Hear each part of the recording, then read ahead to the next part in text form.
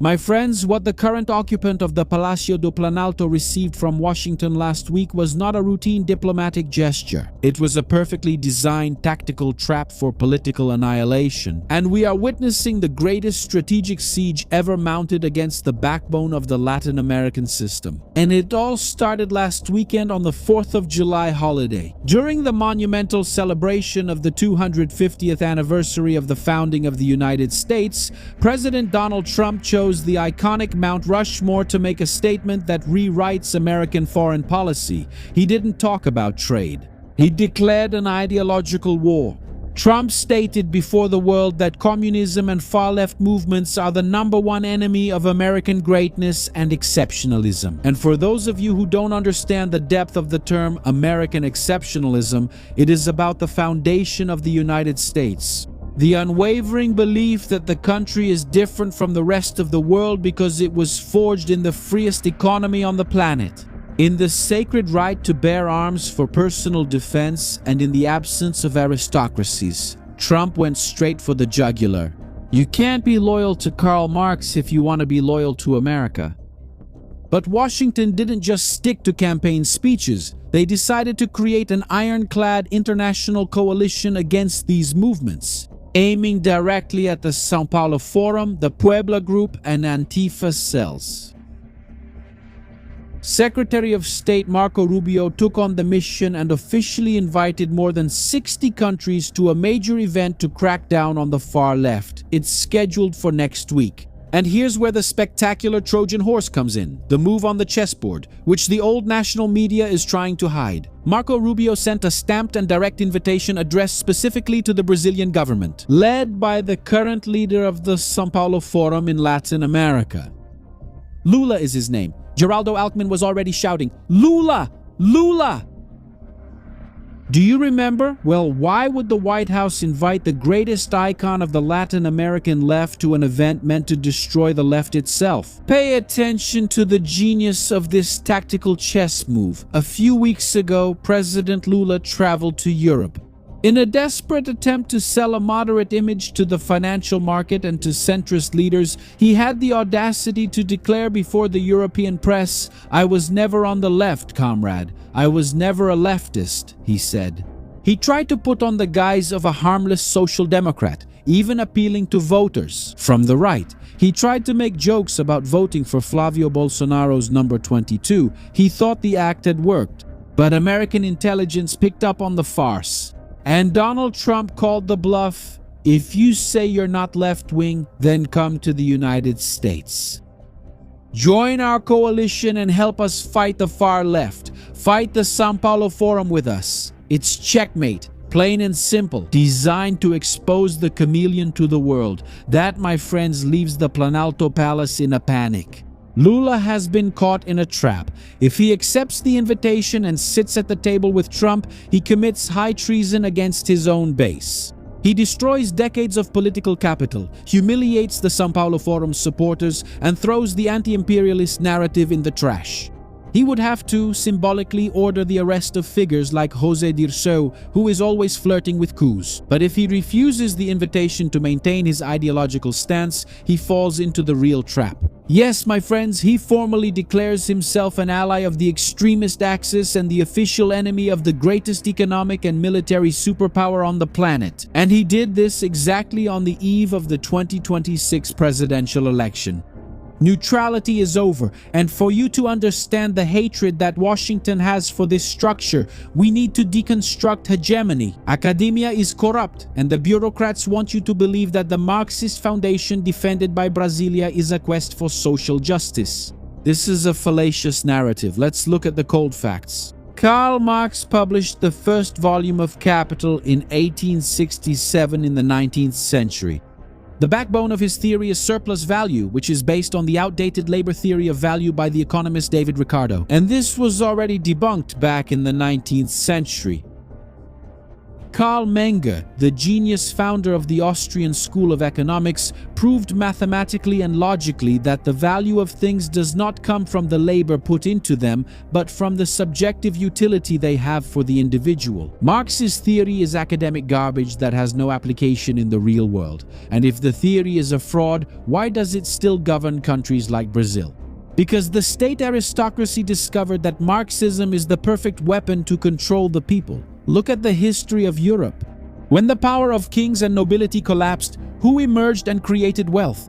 The bourgeoisie, the entrepreneurs, people who became rich through voluntary trade without using the violence of the state. The old aristocracy hated the bourgeoisie because they no longer controlled the money. Communism was the tool adopted by this elite political class to regain power. They used Marx's theory to tell the worker, the employer who gives you a job is the big bad villain. We, the state, who collect your taxes and send you to wars, are your saviors. It's the model of the state that controls the economy. It's a class of politicians and bureaucrats who behave like the old European nobility, confiscating the wealth of those who produce to sustain their own privileges. These are the politicians in Brasilia nowadays, and here's my criticism. It even applies to us on the right, because when we become politicians, we start living in this same aristocratic system, where the people's taxes support the politicians who work in Brasilia.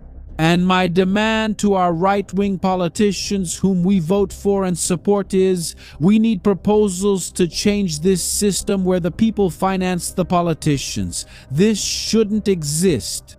Now, the press tries to cover this up. CNN even published a fact check, quoting experts, to claim that democratic socialism has nothing to do with communism. That's a historical lie. Vladimir Lenin himself, the top leader of the Bolsheviks in the Russian Revolution, clearly wrote that socialism is just the first phase of transition to communism. It's the same poison, just in different doses. The difference is that the Marxist utopia of a stateless society never arrives. What remains is the perpetual dictatorship of the political elite. And today, how does this modern aristocracy maintain control on the streets of America? Through hybrid warfare, Donald Trump identified that groups like Radical Antifa, which act violently in the United States and have branches in Latin America, are not organic movements of angry students. They are ultra-violent factions with a military level of organization.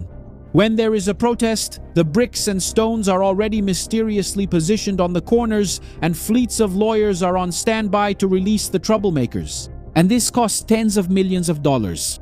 American intelligence has mapped the origin of this money. These are funds from the European left, operational arms of billionaires like George Soros, and historically accounts linked to Russian intelligence. The goal of the coalition between Marco Rubio and Donald Trump is exactly this: to identify the shadowy funding, to criminalize the flow of capital and dry up the source that funds disorder in the Americas. And I need to tell you something extremely important right now. What we deliver every day on this channel is the dissection of geopolitics that the mainstream media tries to hide for political convenience. And it's exactly because we don't back down an inch on this front line, and because we deliver raw intelligence analysis, that we were officially nominated for the iBest Award in the Political Influencer category. Political Influencer. I'm not here to beg for metrics. I'm here to rally our community to show its strength against the system. We need to prove to the establishment that cold and truthful analysis, the conservative analysis that defends God, the homeland, the family, the right to life, the right to freedom of speech, and the defense of our democracy.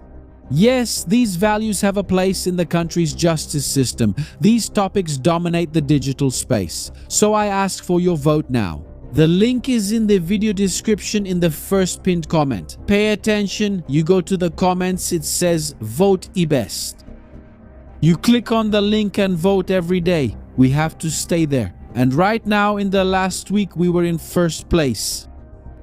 We're already showing the power of the community, and in the national ranking. In this classification, we're in the top 10. So I urge you to show again the power of our great community of analysts here on social media on YouTube.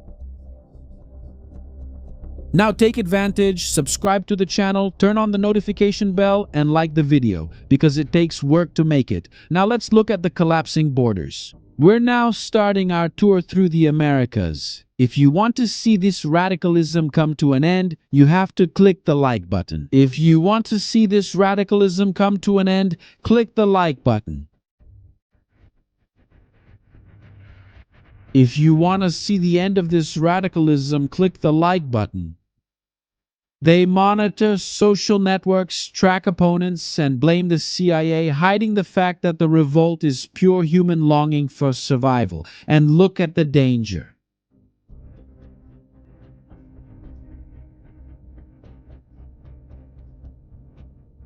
The occupant of the Planalto here in Brazil, Lula, is trying to copy exactly this Caribbean model with the censorship bills. They want control of the digital environment to suffocate any trace of popular resistance against the arbitrariness of Brasilia. But censorship doesn't generate electricity, doesn't grow food, and doesn't fuel engines. Cuba's economy collapsed. The country is an unburied corpse. And just this year, the island has already suffered the 9th nationwide blackout of the national power grid. Just in the first half of this month, the entire country went dark twice in the same week.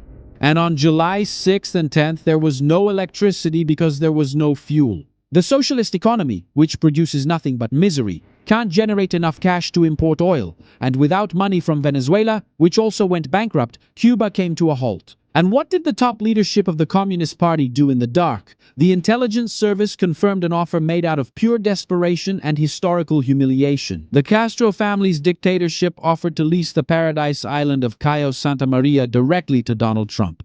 The regime that spent 60 years calling Americans imperialist Satan and demanding the inviolable sovereignty of its communist land tried to bribe the capitalist tycoon with a piece of national territory in exchange for dollars to save the government from an imminent civil war. Lula gives away Brazil's rare earths and Cuba gives away an island. It's the same modus operandi.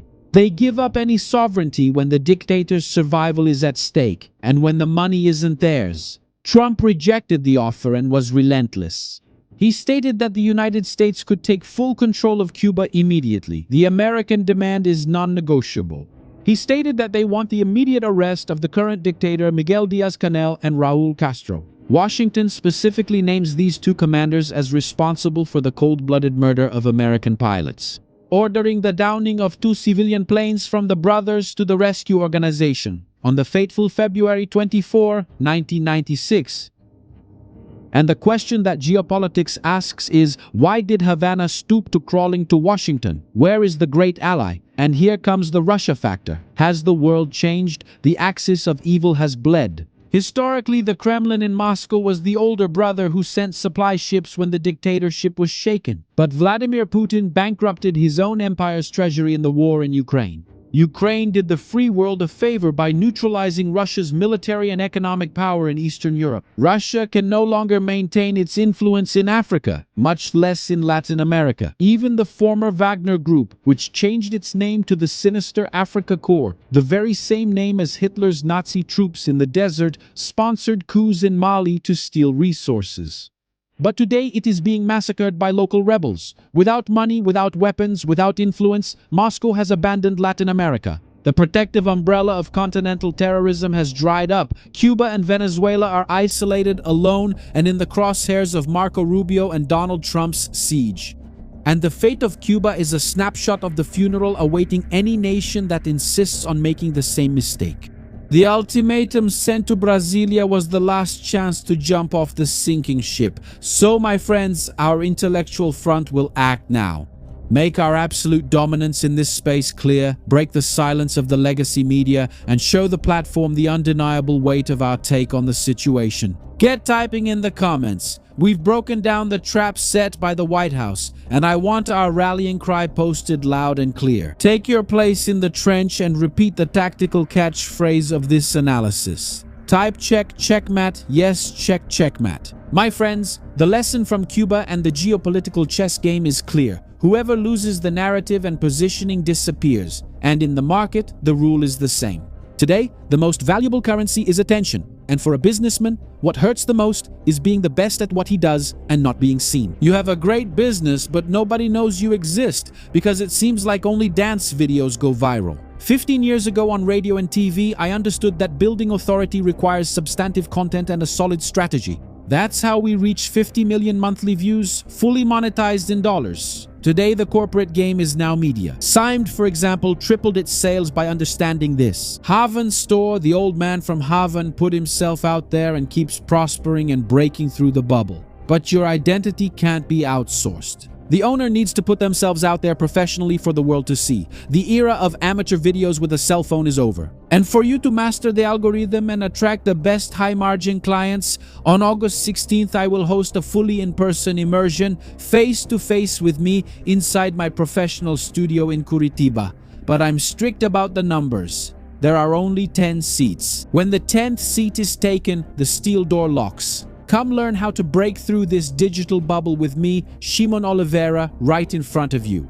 QR code on the screen, access to the secure link is pinned in the comments and in the video description. Come bulletproof your communication. And so you don't waste another hour trying to find a good movie or a good series to watch, only to find out in the end that it's terrible. We created our channel with movie and series recommendations. Every week bringing a new movie, a new series for you to just sit back and enjoy with your family. No nonsense, no whining, and with great movie and series recommendations that help put today's geopolitical moment in context. So take advantage. Our channel is 100% free. The link is in the description, in the pinned comment, and in the card that appears on your screen. Now subscribe to the channel, turn on the notification bell, and like the video because it takes a lot of work to make it. Shield your mind. I'm Shimon Oliveira, and I'll see you in the next video. See you then.